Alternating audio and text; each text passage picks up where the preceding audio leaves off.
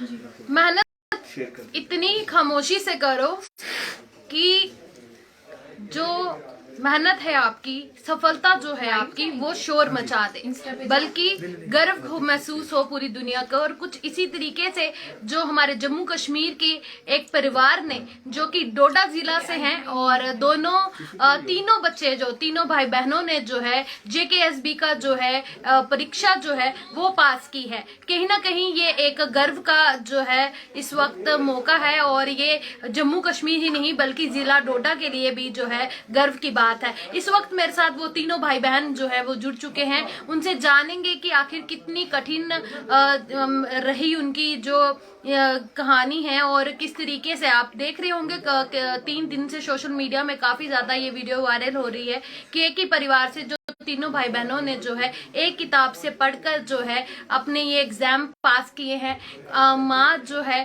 काफी अपनी कठिन परीक्षा देकर, उनकी भी एक परीक्षा थी जो उन्होंने एक कसम खाई थी। एक पिता भी उनके लिए एक इंस्पिरेशन है कि बेटा तो कुछ ना कुछ कर सकता है, लेकिन बेटियों को भी जो है आगे बढ़ाना है। तो ये उन सब परिवारों के लिए जो है एक इंस्पिरेशन का काम कर रही है। पहले तो मेरे साथ इस वक्त जो पहली बड़ी बेटी है वो जुड़ेंगी, उनसे जानेंगे। पहले मैम आपका नाम? मेरा नाम इकरा अंजुम है और मैं दूसरे आप दूसरी वाली। अच्छा, मुझे ये बताइए कि कितना मतलब संघर्ष करना पड़ा आपकी मदर को आपको पढ़ाने के लिए? दोनों पेरेंट्स ने बहुत सेक्रीफाइसेस किए और हमारी मदर तो वो थोड़ी बीमार रहती, उनके हेल्थ इश्यूज हैं, तो वो हमेशा उनके मूड स्विंग्स होते थे तो उनको भी संभालना होता था। तो लेकिन उनने साथ में हमें बहुत मोटिवेट किया, और ऐसे वक्त भी उनके लिए आए जब वो शायद कुछ खरीदना चाहती थी तो उतना नहीं था, लेकिन उस वक्त हम तीनों भाई बहन ने उन्हें मोटिवेट किया, उन्हें हमें किया, और शायद ये आज मुकम्मल हुआ, आज पूरा समय। जिस तरीके से जो है पेरेंट्स आपके, खासकर हमारी मिनॉरिटीज में देखा जाता है कि नहीं बेटियों को इतना तवज्जो दिया जाता है, लेकिन आपके फादर ने आपको बहुत तवज्जो दिया बच्चियों को। उसके लिए क्या कहना चाहेंगे जो इस वक्त हमारे साथ मीडिया जुड़ी हुई है? मैं ये कहना चाहूँगी कि हमारे, अगर आज मैं और मेरी बहन शायद यहाँ तक है, तो वो शायद हमारे फादर की बहुत ही एक अच्छी सोच थी। वो बचपन से ही, मतलब एक छोटे से गांव के हम रहने वाले हैं, तो वहाँ से, क्योंकि वहाँ पर लड़कियों का इवन कोई मिडिल स्कूल भी नहीं था जी, तो फिर वहाँ से वो हमें एक छोटे से शहर वहीं पर था तो वहीं लेके आए कि नहीं, खासकर उनने बच्चियों के लिए किया कि नहीं, बच्चियाँ कहीं ना कहीं पहुँचनी चाहिए। तो बचपन से उन्हें हमें बहुत एनकरेज किया, मोटिवेट किया कि आप पढ़ें, और जहाँ तक आप पढ़ना चाहते हैं, आप एज का कोई उन्हें लिमिट नहीं रखा, कोई शादी वगैरह का आज तक हमारे घर में ऐसी बात ही नहीं हुई है। तो मैं ये कहूँगी कि हमारे फादर और हमारी मदर दोनों ने ही ये कहा कि नहीं, बेटियां भी और बेटा भी इक्वली पढ़ाई करें, और जहाँ तक पढ़ना चाहते हैं, जो ये अचीव करना चाहते हैं, इनके साथ हम खड़े हैं। तो ये उनकी वजह से है। शुक्रिया। तो आप बड़ी बेटी हैं, आपने फर्स्ट अटेम्प्ट में ही जो है ये एग्जामिनेशन? मेरा सेकंड है और इन दोनों का फर्स्ट था। तो मतलब कैसा, आप बड़ी बेटी हैं, जिस तरीके से छोटी बता रही है कि मम्मा के मूड स्विंग होते थे, तो बड़े होने के नाते कैसे आप इन सबको संभालते थे, और कैसे ये? जब इंसान घर में बड़ा होता है, और वो भी स्पेशली बेटी, तो ऐसा माना जाता है कि जब बेटा बड़ा हो तो उस पर बहुत सारी जिम्मेदारियां होती है, लेकिन हमारे घर में ऐसा माना जाता है कि मैं बड़ी थी तो मुझ पर बहुत सारी जिम्मेदारियां होती थी। इवन अगर कभी कुछ ऐसे नोकझोंक भी हो जाती थी हम तीनों के बीच, या मम्मी पापा के भी कुछ भी ऐसे, तो कहीं ना कहीं हम जिम्मेदार में लेती थी कि अच्छा चलो रहने दो इस बात को, कुछ और बात करते हैं। मम्मी के बहुत ज्यादा उनके हेल्थ इश्यूज थे, तो उन्हें हम इस तरीके से हेल्प करते थे कि उनका काम सारा हम संभालते थे। अगर कोई भी हमारे घर आता था तो उन्हें हम रिसीव करते थे, हम सर्व करते थे। तो मम्मी को कहीं ना कहीं वो भी करती थी, जब हम पढ़ाई करते थे वो ही सारा काम संभालती थी।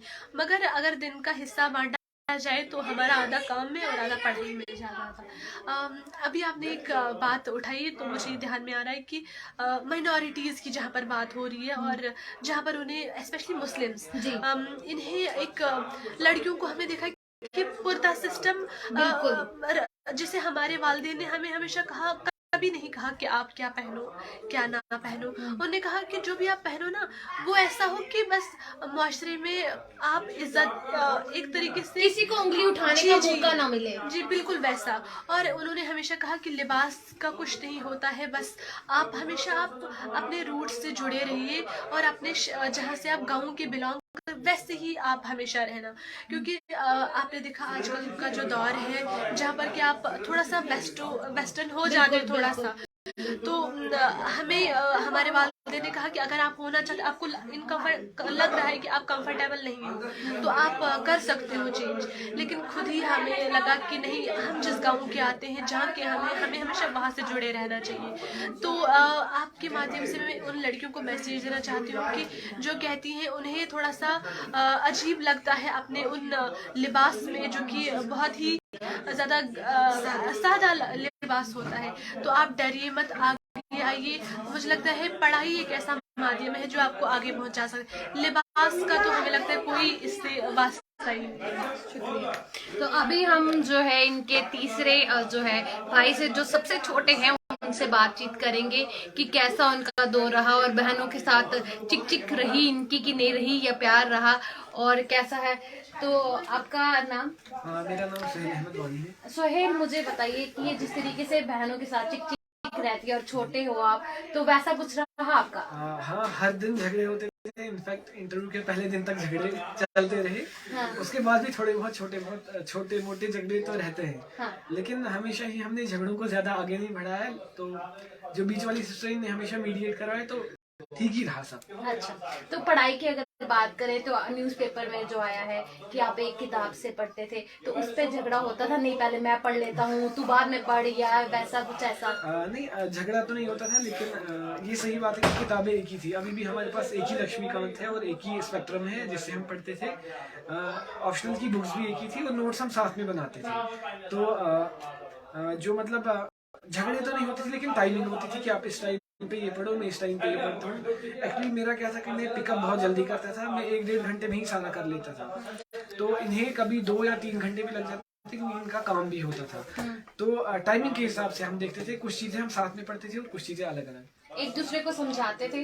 ये तो नहीं होता था कि तू बड़ी है या अपने आप में बन रही है, तुझे ज्यादा पता है, मुझे ज्यादा पता है, ऐसा कुछ होता था? नहीं, कुछ चीजों में मैं इनको समझाता था और कुछ चीजों में ये, जैसे कि न्यूज़पेपर मुझे अच्छा नहीं लगता था न्यूज़पेपर पढ़ना रोज का। लेकिन तो कभी कभी क्या होता था कि ये क्रक्स मुझे बता देती थी कि हाँ ये इंपॉर्टेंट है, आप न्यूज़पेपर से ये कर लो। तो बाकी जो ऑनलाइन मटेरियल होता था वो मैं इन्हें प्रोवाइड करता था। ओके, अब मुझे ये बताइए कि जिस तरीके से आपकी मदर है और जैसे सोशल मीडिया में एक बात वायरल हो रही है कि हाँ उन्होंने गहने बेचे, तो कहीं ना कहीं आपको लगता है कि आपकी माता पिता ने बहुत मेहनत की है आप पे, तो अब वो वक्त आया है कि अब आप उनको लौटा सके? जी मैम, अगर देखा जाए तो हम अगर मरते दम तक अपनी मम्मी पापा की सर्विस करें, हम लौटा नहीं सकते हैं। पहली चीज़ तो ये है कि जो परवरिश उन्होंने हमें की है, कभी किसी चीज़ की कमी नहीं रखने दी। आज तक हमने अपना मोबाइल फ़ोन भी नहीं लिया है। नहीं, इसकी एक मैं ये जानना चाहती हूँ, आपने खुद मोबाइल फोन नहीं लिया या आपको लगा कि मोबाइल फोन पे अगर हम गए तो शायद हम अपने इस रास्ते से जो है भटक जाएंगे, कुछ ऐसा लगा? नहीं, ऐसा नहीं लगा। लेकिन फॉर एग्जांपल अगर आपके पास मोबाइल फोन है, हाँ, तो ये तो ऑब्वियस है कि आप फिर Snapchat, Twitter, Facebook, WhatsApp, Instagram सब कुछ चलाएंगे। हाँ। आप पीछे नहीं रहेंगे। क्योंकि क्या होता है ना कि मैम, अभी भी जैसे फॉर एग्जाम्पल अगर एक फ्रेंड के पास अच्छा फोन होता है तो दूसरे के पास भी ख्वाहिश रहती है। हाँ। तो ये नेचुरली आ जाता है कि यार मेरे पास भी होना चाहिए। हाँ। अगर एक घूमने जा रहा है तो मैं भी घूमने जाऊंगा, तो ये थोड़ा सा हो जाता है। हाँ। तो मैं चाहती हूँ ये मैसेज ना, आप हमारी जो यूथ है ना, जो आने वाली यूथ है, जो बेरोजगारी की तरफ जा रही है, जो अनएम्प्लॉयमेंट की तरफ जा रही है, उनको ये चीज आप समझाए कि कहीं ना कहीं मोबाइल भी कहीं ना कहीं एक कारण है आपको पीछे रखने का। यस मैम, बिल्कुल मैम। जैसे फॉर एग्जांपल अभी हम सुबह उठ रहे हैं, एक एस्पायरेंट वो जो ही अपने फोन का डेटा ऑन करता है, तो 7-8 प्लेटफॉर्म से उसे 100 से 150 मैसेजेस आए होते हैं रात से। तो जहाँ पे उसको स्टडी स्टार्ट करनी चाहिए, वहाँ पे वो मैसेजेस के रिप्लाईज करना स्टार्ट कर देगा। तो वो बात बढ़ते बढ़ते 1-2 घंटे उसके वेस्ट हो जाते हैं। क्योंकि मैंने भी खुद देखा है, हमारे साथ फ्रेंड्स रहे हैं जिनका ऐसे ही टाइम वेस्ट हुआ है। तो वहां से मैंने देखा कि यार सोशल इनफैक्ट मैं व्हाट्सएप यूज करता हूँ, लेकिन एक फोन है हमें, मम्मी का फोन, तो वहीं से हम आप तीनों भाई बहन यूज हाँ वही यूज करते हैं। ज्यादा नहीं यूज है। क्या क्या हम तो व्हाट्सएप का इस्तेमाल नहीं करते, ये थोड़ा सा अपने कजन के साथ कभी भी बात कर लेते हैं, क्योंकि ये सारे डिजिटल लोग हैं, हम तो गरीब। अच्छा, मैं अभी इधर यहाँ पे कजन्स भी बैठे हैं, उनसे भी बात करना चाहूंगी। यहाँ पे आते हैं। अच्छा, मुझे बात बताइए, कैसा लग रहा है आपको आज? अच्छा लग रहा है। बहुत अच्छा। खुद आप सोच रहे हो कि कुछ करोगे आप? हाँ हाँ, बराबर। बराबर फोन चलाकर? नहीं, फोन चला। कि हम जैसे हमसे आप इंस्पायर होकर फोन बिल्कुल भी मत, ऐसा नहीं कि मत रखिए, मगर हमारी मजबूरी थी ना रखने की। अगर कोई रख रहा है सोशल मीडिया के लिए, बिल्कुल आप एक टाइम रखिए, उसको आप इस्तेमाल अच्छे से कीजिए, मगर कुछ टाइम के लिए। और मुझे लगता है सोशल मीडिया ना आपको वालिदैन से दूर करता है। जब हमें स्ट्रेस, काफी एंजाइटी होती थी, तो हम अपने माँ बाप या आसपास आ जाते थे, तो अगर हम सोशल मीडिया पर जाते थे तो और खो जाते थे, और फिर कुछ दीवाना टाइप इंसान उसमें हो जाता है। तो अगर आप अपने पेरेंट्स से बात की, कल ही मैं आपको एक शेयर करना चाहती हूँ। कल ही एक वाकया हमारे साथ हुआ कि एक वालिदैन ने हमसे फोन, कहीं से उनको हमारा नंबर मिला, तो उन्होंने हमसे कहा कि जो मेरे बच्चे हैं वो बहुत ज्यादा सोशल मीडिया का इस्तेमाल करते हैं और तीनों के पास फोन है, तो हमें भी आपके बच्चों जैसा ही इनको बनाना है।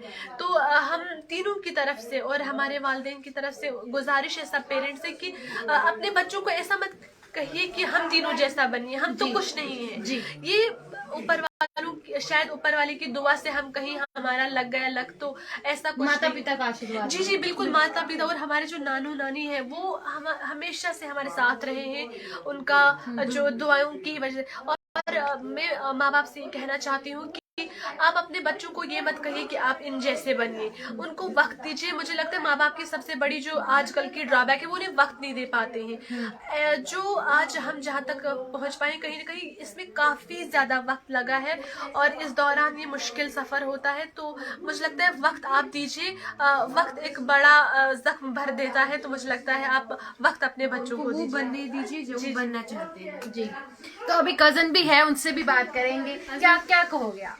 जी, मैं बहुत खुश हूँ और मैं भी जैसा बनना चाहती हूँ। वही बात सबको ऐसे हिदायत है। और इनकी नहीं, और इनकी सबसे बड़ी बात ये है कि ये सबके साथ अच्छा ही करते, माँ बाप की खिदमत करते, बहुत ज्यादा, हद से भी ज्यादा इनने माँ बाप की खिदमत की है। तो यहाँ पर जिस तरीके से कहते हैं कि माँ के पैर के तले जो जन्नत होती है वो कुरान में लिखा गया है, तो वो वाकई ही यहाँ पर साबित हुआ है। इन तीनों बच्चों ने जो अपने माँ बाप की सेवा काफी की है, और कहीं ना कहीं उनकी जो दुआओं का असर जो है वो आपके सामने है। इरादे मजबूत हों और हौसले बुलंद हों, तो कोई भी रास्ते में कोई कंकर हो तो वो जो है वो निपटाया जा सकता है। तो ये एक मिसाल थी। हमारे जिला डोडा के 3 बच्चे हैं, और जम्मू कश्मीर के लिए गर्व की बात है कि एक ही परिवार से तीनों भाई बहनों ने जो है JKSB की जो है परीक्षा जो है पास की है। तो मेरे साथ जुड़ी रहेगा अगले अपडेट के लिए। मैं प्रीति सहर, डेली स्टेट व्यूज के साथ, कैमरामैन सुमायरा।